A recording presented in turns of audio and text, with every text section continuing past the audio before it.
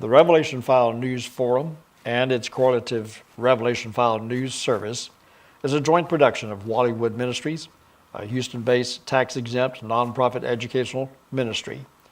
In these reports, we share information, articles, videos, and other materials that might be copyrighted. We give adequate recognition to all sources of the materials presented. Our purpose is not financial profit, but to give education and information on matters deemed important to our audiences at no cost to them. Free will offerings are welcomed into this ministry. Hello everyone, I'm Wally Wood. Welcome to this edition of the Revelation File. Along with that disclaimer, I also want to make this point that in the material that we share, like the videos and other things of this nature, it is not our intent to shed any kind of a negative light or aspersions onto the producers of this material. It's not our intention to link them to demonic work of any kind. We are strictly a prophecy-oriented education, information ministry. We are basically news-oriented, and we present these elements as ongoing trends and facts having to do with end-time Bible prophecy. So again, it's not our intention to insult or offend anyone who has produced this material. It's strictly used as news material. So we want to get that out of the way. Going into today's presentation, I want to bring to your attention a couple of programs we did a while back, programs number 23 and 24, having to do with artificial intelligence and the image of the beast technology. And we have, those are two of our most popularly viewed programs even today. And the things that we showed you in those two programs showed the advancement in technology having to do with holograms, virtuals, robots, humanoids, and things of this nature. And so we invite you to go back and take a look at those programs. In program number 23, we raised the question, where are we headed? And we featured a number of videos having to do with this advancement in this kind of technology of creating human-like robots and lookalikes in software. And I think you'll find this to be extremely fascinating. Here you see on the screen several artificial intelligent robotic humanoids that look like their human counterparts. All these down here at the bottom three are professors, and they have their replicas in their respective colleges in various parts of the world that sometimes teach the classes in their place. And these humanoids are also known for walking the halls with the students and talking with them. So you'll especially want to pay attention to that.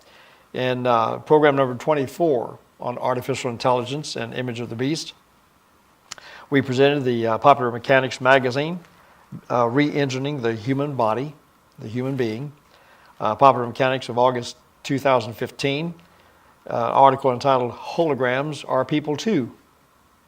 Another article, Holograms Are the Next Generation of Entertainment.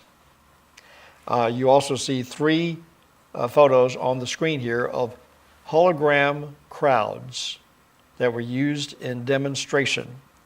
And those were videos as well. So it's absolutely phenomenal where this technology is advancing. And today we're going to go even deeper than we did on those two programs to show you just how far advanced it has become. But in those programs, we introduced you to something known as the resurrection machine. And that appeared in Wired magazine. And they raised the question, a look at the technology and staging that could bring Hillary Clinton to 17 campaign events at the same time. And this was back when Hillary Clinton was running for president. In the upper right, in case you missed it, Michael Jackson resurrected via hologram for the 2014 Billboard Music Awards. And that's a photo of him on stage after his death, performing with live human beings that were part of the musical treat at that point. Digital resurrection. To date, there have been over 24 celebrities who have passed on, who have been raised from the dead digitally, and are now performing worldwide. In the lower right of this photo, you have Tupac Shakur, who is also live on stage, having passed away a number of years ago. They raised him from the dead as well.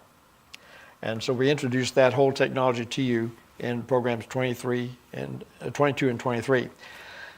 The next slide, we also introduced you to the very first politician to be elected to public office as a hologram. Narendra Modi, India's new prime minister at the time, was the world's first hologram elected to public office. They're calling it the Modi effect. As you see on the screen, this guy appearing in thin air. We're not always sure if we're being shown the hologram or the man behind it, was part of the confession at the time. He set himself a Guinness World Book of Records, a book of world records, by appearing at the same time in over 24 villages in India as he was running for the Prime Minister's office. And since that time, other candidates for public office have also conducted their campaigns via hologram in their respective nations. So this is an ongoing, expanding trend in the world of politics, where instead of seeing the real human being, you are engaging with a hologram, their computerized, projected counterpart. And this is spoken of in the scriptures, believe it or not. It was also in those two programs that we introduced you to the holographic magic of Hollywood. Celine Dion and Elvis Presley performing their now famous duet during season 6 of American Idol on April 25th, 2007, singing the song, If I Can Dream. That was Elvis's song in 1968, and you see in the inset photo at the bottom right, or the bottom left. And his performance on stage with Celine was the exact copy of his performance on stage in 1968. And this was the very first time it had been done on national television, to everybody's amazement, that they were able to raise him from the dead digitally and have him perform live with Celine Dion on stage and on national television. Our next slide, amazing CG facial animation.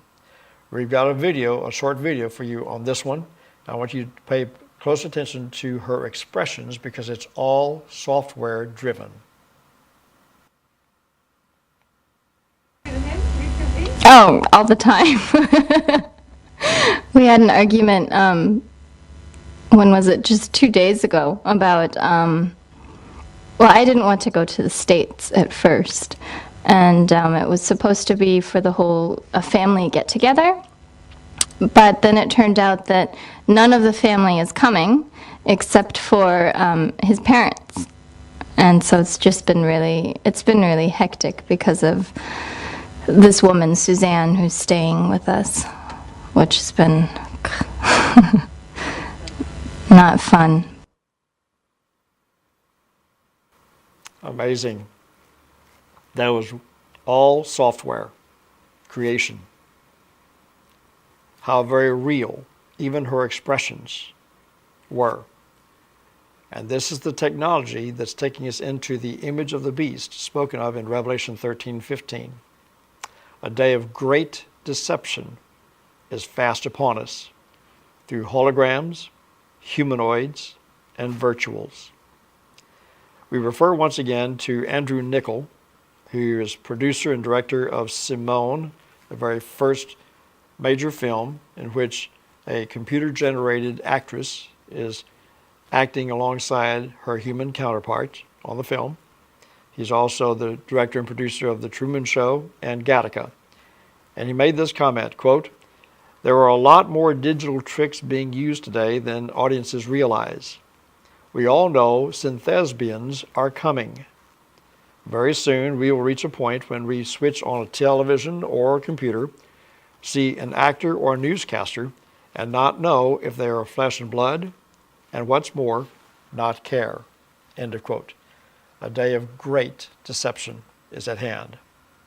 So we invite you to go back and take a look at those premier programs of ours, program number 23 and number 24, in which we took you into an introductory course into the video world of these very real technological advancements of creating human-like replicas that could stand in for humans at any time. The talk in Hollywood has long been that now that we have the technology behind it, we should consider replacing some high-priced actors with their computerized counterparts. And again, as Andrew Nichols said, the audience will never know. That's how real and deceptive this new technology is.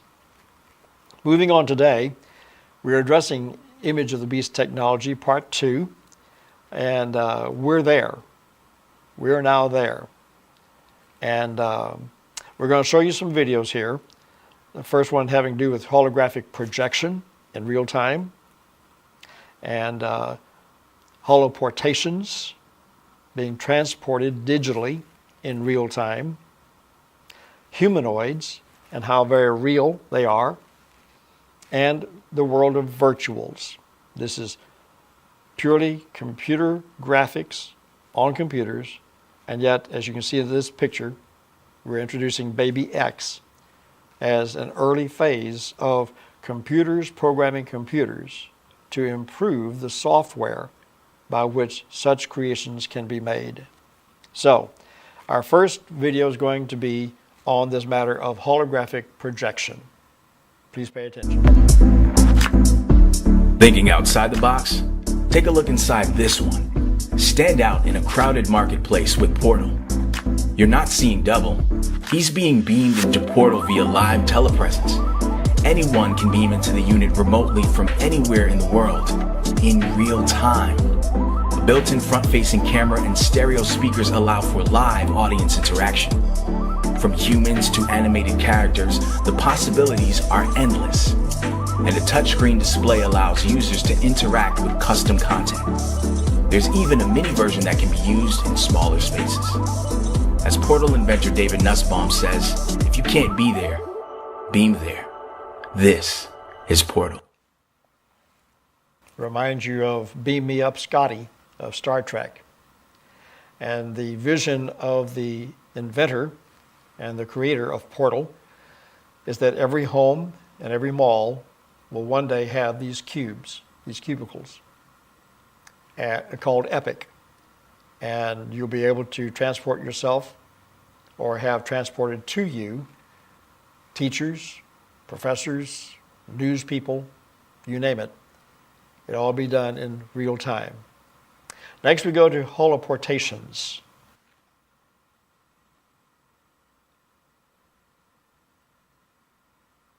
Hi, today we're going to show you an exciting new technology that could fundamentally change the way that people will communicate in the future. Imagine being able to virtually teleport from one space to another in real time. Hey, Sergio. Yes, Ram. How does it feel like to be holoported? It feels great to be holoported. So if Sergio is to wear his HoloLens device, and I'm going to wear mine, we can see each other in full 3D in real time. We can interact and communicate as if we're co-present. Sergio, can you walk around my space? Can you walk behind this chair? So we're doing everything to give the impression that Sergio and I are present in the same space. Sergio, let's just do a high five. That's great. Thank you, Sergio. We call this technology holoportation. Now, to make all this happen, we've had to create a new type of 3D capture technology. I'm surrounded by these 3D cameras that we've developed in our team. Each of them is capturing me from a separate viewpoint, and we're fusing this data together to create a temporally consistent model, as you can see reconstructed live behind me.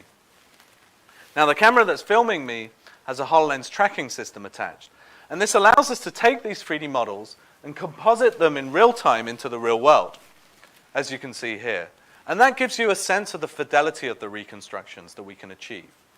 Once we have these reconstructions, we can texture them, we can then compress the data and transmit the data over to the other side. Over on the other side, a user wearing a HoloLens can see these remote participants live in their space as if they're co-present. And that's what we're showing you picture in picture. Now imagine using this type of capture technology to connect with family members who are thousands of miles away. And that's exactly what we're going to demonstrate to you right now. My daughter is stood in a similar capture rig somewhere else in our lab. And she's going to holoport into my space, and I'm going to interact with her wearing my HoloLens. Hi, Bob, I miss you. Hey, Lilia, I miss you too. When you coming home? I'm coming home very soon. Let me get out of your way. Hey, Lilia, you can only hear me, you can't see me, but what are these toys? I have toys to show you. This one is name is Elmo. Elmo? And he can sing. He can sing, wow. And what about the other one? The other one is called Tina, and I like it because it has different stuff. Well, that's so cool. So Lilia, can you climb up on this chair that's behind you? Climb? Yeah, climb up. Be very careful. Now I'm going to count to 3 and I want you to jump. 1, 2, 3, jump! That was so cool. Oh, let me get out of your way again. I like you so much. I love you too. Come home soon. I'll be home very soon. Bye-bye. Now in that example, we were demonstrating live 3D capture, but our system is capable of another thing. We can actually record and play back that entire session. Now this is almost like reversing through time. And if I wear my HoloLens device, it's almost like walking into a living memory that I can see through another pair of eyes from all these different perspectives. And because this is 3D content, we can miniaturize it onto this coffee table and experience it in a more convenient manner. And this becomes a magical way of experiencing these live captured memories. Now imagine being able to teleport to any place with anyone at any time. And that's what holoportation is all about. Thank you for watching.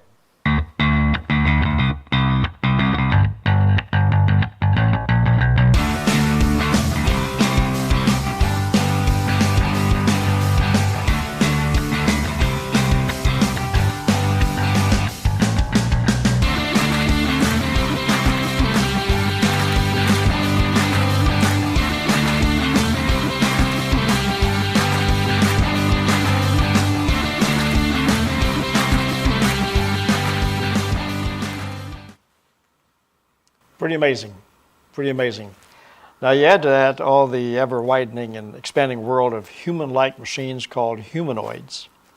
And you mix that with artificial intelligence software, and this is what you come up with as a very real future near at hand. And we're presenting to you Dr. Hiroshi Ishiguro, who is an inventor, and he's the professor of robotics at Osaka University in Japan. And I want you to pay attention to his musings, because he is trying to accomplish something that no one has ever fully accomplished yet, and that's to put consciousness into humanoids. Do you pay attention?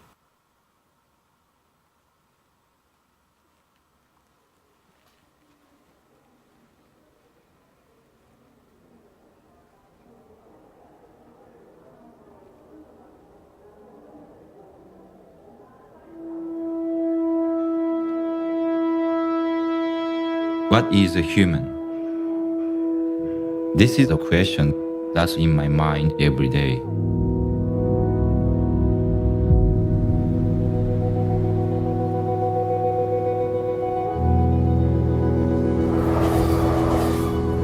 Human behavior is very complicated. The tone of voice or the way the face conveys a feeling. I look to this to understand my work.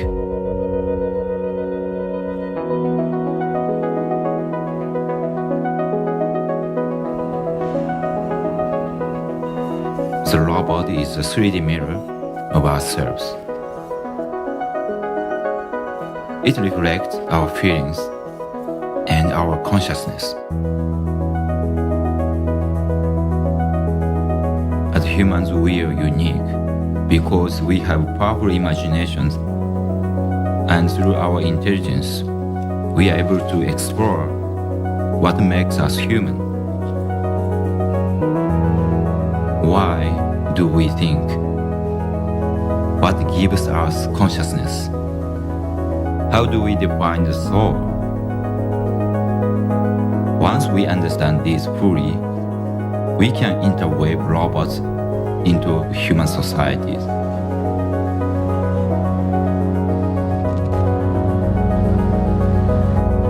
When we develop AI machines that can think like a human, will that make machines human? It's a matter for society to decide. I believe I can create consciousness within robots.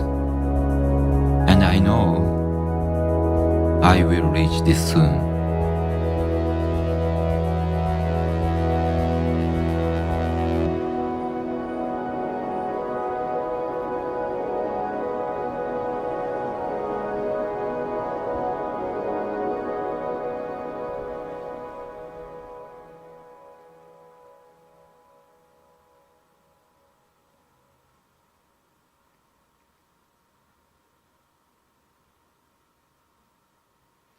Consciousness within robots,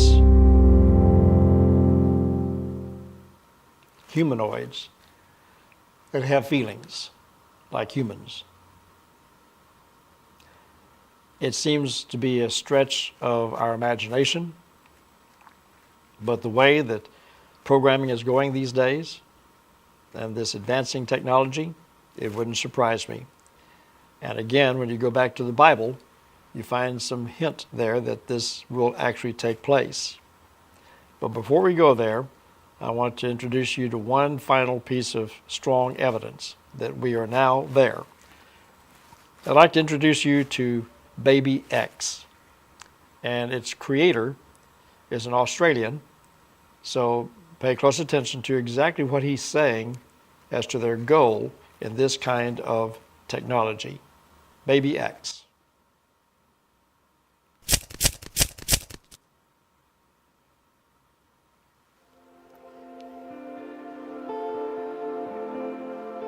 Human cooperation is the most powerful force in human history. Humans cooperate in a constant feedback loop involving emotion, it's involving shared attention, it's involving communication, and it's involving teamwork. The next era will be defined by human cooperation with intelligent machines. We have to build computers that can understand us and we can understand them in an intuitive manner. My name's Mark Sager, and with my team, I've been developing autonomous virtual humans and characters. Soul Machines is humanizing computing. So we're building computers that you can have face-to-face interactions with in a human-like manner. They have their own brains, which are driving their behavior, virtual nervous systems, virtual bodies. They can learn in real time. They can be empathetic. They can interact, they can speak, they can do all kinds of things which we can do. And it gives us a natural way for us to interact with a computer just like we can interact with another person. Fundamental to what we're doing is a research project called Baby X. Baby X is basically trying to build a virtual infant that can learn through experience and act and interact in a very human-like way. We want to build a computer that can be taught like a child. With Baby X, we're interested in the fundamentals of what it takes to socially interact, to pay attention to things, to form associations, to react emotionally. So she can sense, she can see through the web camera, she can hear through the microphone, she can interact with things like web pages on the internet, and she can express herself. Now, what does this mean for storytelling? If you think about how an author creates a character, so an author will give a character particular characteristics, then imagine what would happen to them in different situations. In this case, we create the characters' sensitivities, their memories and so forth, and see what they do. Character-driven narratives have almost unlimited potential. By making autonomous characters, we can connect the viewer, the audience, to the story in a way which has never been done before. If we create an autonomous character that has a brain, has a memory, has emotions, and can experience the world in its own right, we can then put that character in a virtual world and we can have it interact with other characters, millions of these characters, in worlds which are unimaginable. We can interact with it, we can influence its journey, we can care for it, we can see what happens to it. We can actually become connected to these stories. They'll connect us into a world of infinite imaginative possibilities. And so the journey will not be a passive thing where you're an audience to a story. You will be a participant in the story. You will have responsibility to what's happening in that story. These types of things can totally change the way in which storytelling works, and it'll be endlessly fascinating.